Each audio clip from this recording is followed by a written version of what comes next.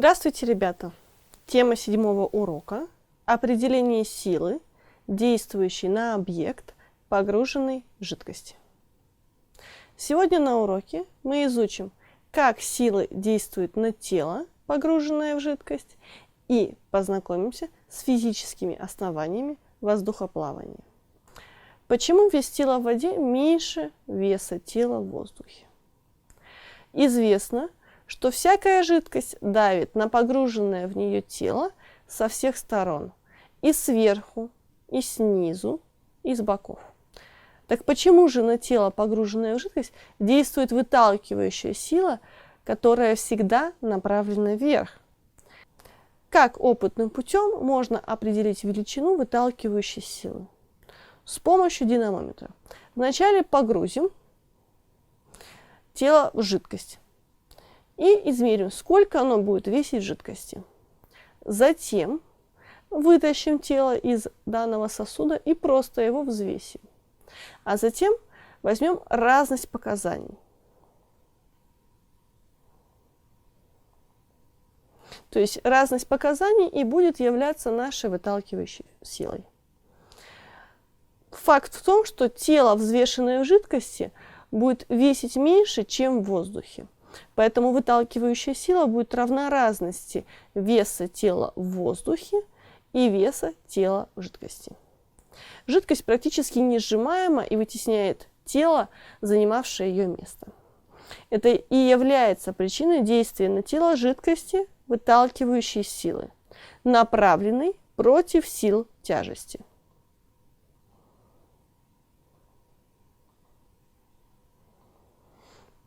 Как же возникает выталкивающая сила?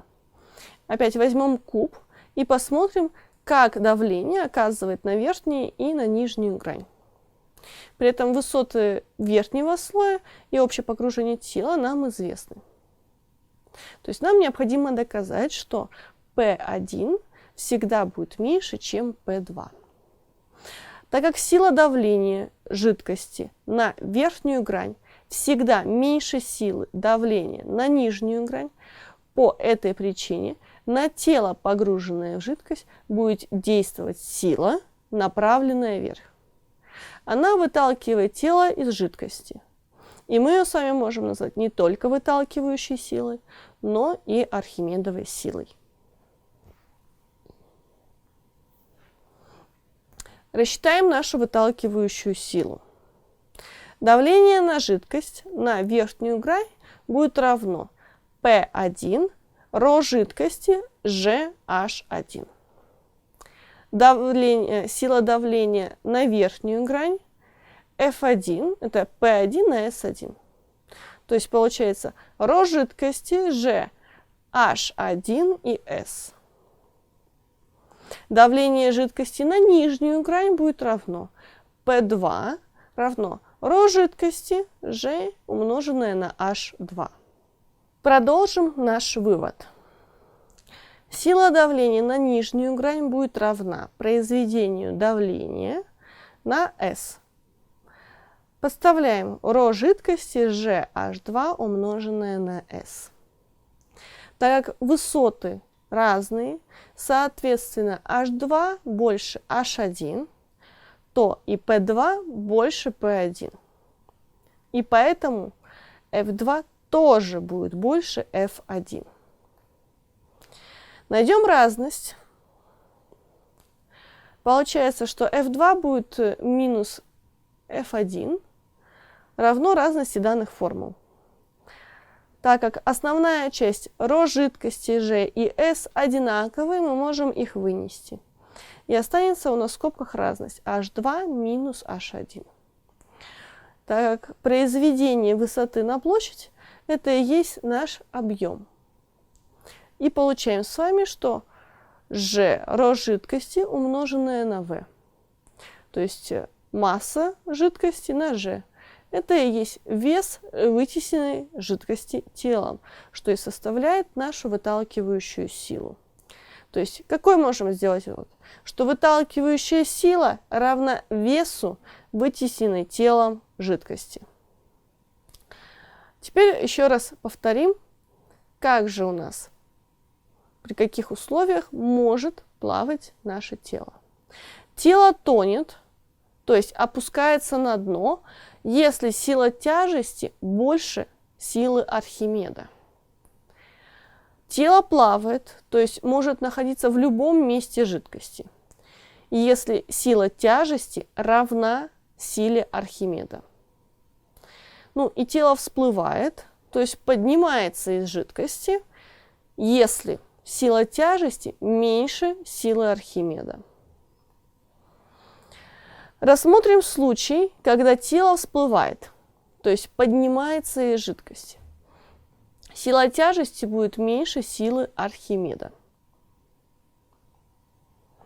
При всплытии тела до поверхности сила тяжести также будет меньше силы Архимеда.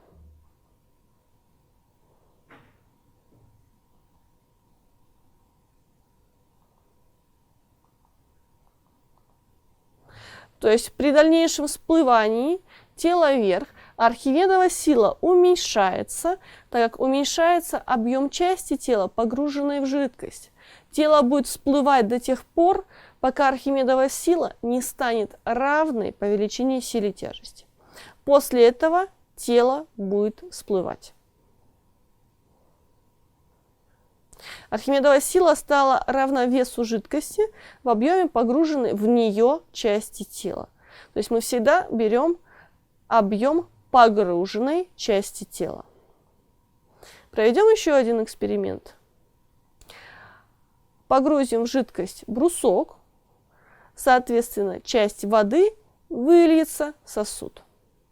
И если мы взвесим вытесненную воду, то сможем увидеть, что ее вес равен силе тяжести, действующей на плавающее тело, или весу этого тела в воздухе.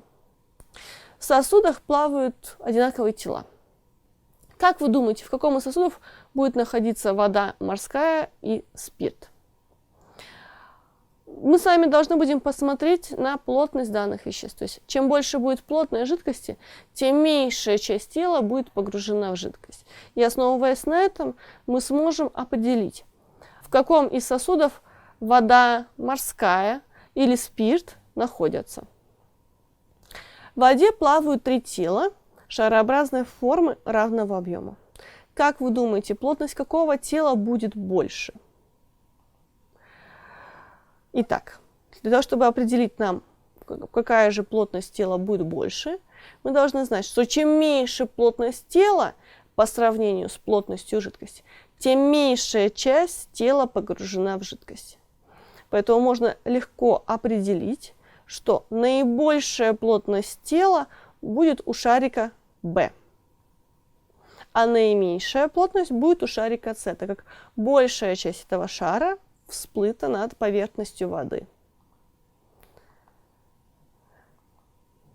Линия, до которой должно погружаться судно, чтобы не перевернуться, называется ватерлинией. Вес, вытесняемой судном воды, при погружении до ватерлинии называют его водоизмещением. На всех судах наносится знак, показывающий уровень предельной ватерлинии. Латинские F и W в пресной воде. Латинский I, S – Индийский океан летом. S – соленая вода летом. В – соленая вода зимой. ВНА – Североатлантический океан зимой. Кроме этого, на подводной лодке открывают Кинстоны баллистические цистерны, чтобы заполнить их морской водой. Вода поступает в цистерну, воздух сбрасывают наружу. Лодка тогда погружается. Чтобы всплыть, вода из цистерн, наоборот, выталкивается сжатым воздухом под высоким давлением. И тогда вес лодки уменьшается, и она может очень легко всплыть на поверхность. Существует способ летать в воздухе. Называется воздухоплавание или аэронавтика. То есть это создание летательных средств легче воздуха. К ним причисляют аэростаты, воздушные шары и дирижабли. Как рассчитать подъемную силу воздушного шара? Так же, как и для воды. Подъемная сила будет равна разнице силы Архимеда и силы тяжести. Так как сила Архимеда равна будет плотность воздуха, умноженная на g и умноженная на объем шара, а сила тяжести – это плотность грузов, ускорение свободного падения и объем шара. Соответственно, наша подъемная сила будет равна разность плотности воздуха и плотности грузов, помноженная на ускорение свободного падения и на объем шара. Если выталкивающая сила станет больше силы тяжести, действующей на тело, то оно поднимется, оторвавшись от земли. На этом основан принцип воздухоплавания. Летательные аппараты, которые реализуют этот принцип, называем аэростатами. Аэростаты бывают разные, к примеру, управляемые. Имеют двигатель, воздушные винты могут перемещаться по заданному маршруту. Неуправляемые свободно перемещаются по воздуху и имеют форму шара. И привязанные при помощи троса фиксируются над данной точкой земной поверхности. Первый аэростат был разработан братьями Монгольфье. Первая публичная демонстрация полета воздушного шара, наполненного горячим воздухом, представлена на гравюре в несколько фантастическом виде. Опыт был проведен братьями Жозефом и Этьеном Монгольфье 4 июня 1783 года в Аноне. Это город во Франции. Шар представлял собой сферический льняной мешок, оклеенный бумагой, имел 11 метров в поперечнике и весил 227 килограмм. Его наполняли горячим воздухом над костром. Полет продолжался 10 минут. Впервые в свободный полет человек отправился на воздушном шаре, который поднялся из сада замка де ла Муэт в западном пригороде Парижа 21 ноября 1783 году. Теперь о пассажирах шаров Монгольфьеров. Как и при первых космических запусках, ими были животные – утка, баран и петух. После испытания в прессе разразился скандал. У петуха оказалось сломано крыло. Не подумайте, что шумиху в печати подняли защитники прав животных. Вопрос стоял остро, выживет ли в воздухе человек. Но 21 октября 1783 года маркиз А. де Ролан и барон Пилатер де Розье совершили первый в истории управляемый полет на аэростате. Опыт, конечно, едва не закончился трагедией. От кроста, на котором подогревался воздух, начали тлеть корзина. Все обошлось, прогрев в нескольких местах. Шар пролетел несколько километров и приземлился в окрестностях Парижа. Первый полет пилотируемого воздушного шара, наполняемого водородом, был запущен в саду Тюильри в Париже 1 декабря 1783 году. Пассажирами были Жак Шарль и его помощник Робер. Полет продолжался около 2 часов, после чего Робер сошел на землю, а Шарль продолжил полет в одиночестве и поднялся на высоту более 3,5 километров над землей. Создателями водородных шаров стал профессор Жан-Александр Сезар Шарль, поскольку именно его работу взялась финансировать Парижская академия наук. Шарлю суждено было превратиться из продолжателя дела Монгольфьеров и в ближайшего соперника. Шарль применил сведения об удивительных свойствах открытого газа на практике. Воспользовавшись изобретением Монгольфье, он создал собственный аэростат, движущей силой которого являлся водород, а оболочка состояла из шелка, пропитанного раствором каучука. 1 декабря все того же 1783 года парижане-братья Робер совершили успешный полет на водородном аэростате. Осенью 1784 года настоящее путешествие над Великобританией совершил итальянский посол Виченцо Лунарди. Он стартовал в Лондоне, через некоторое время снизился над одном из деревень за городом. Сбросив свой балласт, высадил кота и благодаря этому пролетел еще несколько миль. Создавалось впечатление, что шары монгольфьеров вытесняются шалеровыми. Но это было не так. Дело в том, что полеты на водородных шарах были делом весьма опасным, так как водород – газ горючий и, смешиваясь с воздухом, создает такую взрывоопасную смесь, что достаточно малейшей искры, чтобы произошел взрыв. Именно так погиб первый воздухоплаватель барон Пилар де Розен. Неудивительно, что со временем большинство аэронавтов будет отдавать предпочтение тепловым шарам. На смену шарам пришли дирижабли. Аппараты такого типа в виде вытянутого с двигателем назывались дирижабли, от французского глагола «руководить». Аэростаты целиком подвластны воле ветра. Неудивительно, что конструкторы стали задумываться о создании более управляемого аэростата.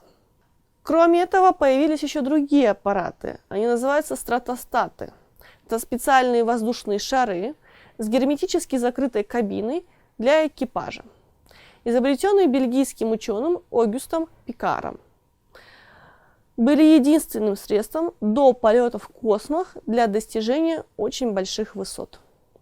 Чтобы расширившийся несущий газ не разорвал оболочку стратостата, сделанную из легкой прорезиненной ткани, Пикар снабдил его 3 аппендиксами. При подъеме стратостата в разряженные слои атмосферы внутренний воздух силой прижимал крылышки люков к уплотнительным резиновым кольцам. Сейчас в основном пользуются вот такими дирижаблями, но, к сожалению, они с течением времени утратили интерес людей, так как появились самолеты. Они более скоростные и более комфортный перелет. Кроме этого, в 1885 году проблемой воздухоплавания заинтересовался такой ученый, как Циолковский. Свои исследования он изложил в капитальном сочинении «Теория и опыт аэростата», где теоретически обосновал конструкцию аэростата с тонкой эластичной металлической оболочкой. Согласно проекту, оболочка с помощью стягивающейся системы могла изменять объем. Это позволяло дирижаблю сохранять постоянную подъемную силу при разных температурах и высотах. 75 лет назад 3 советских исследователей Прокофьев, Годунов и Бернаум на борту стратостата СССР-1 установили абсолютный мировой рекорд высоты, превзойдя установленный в 1938 году Пикаром. Они поднялись на высоту почти 19 километров. А теперь давайте закрепим пройденный материал. Прочитайте и ответьте на данные вопросы. Что такое осадка судна? Это глубина погружения корабля или судна в воду. Что такое ватерлиния?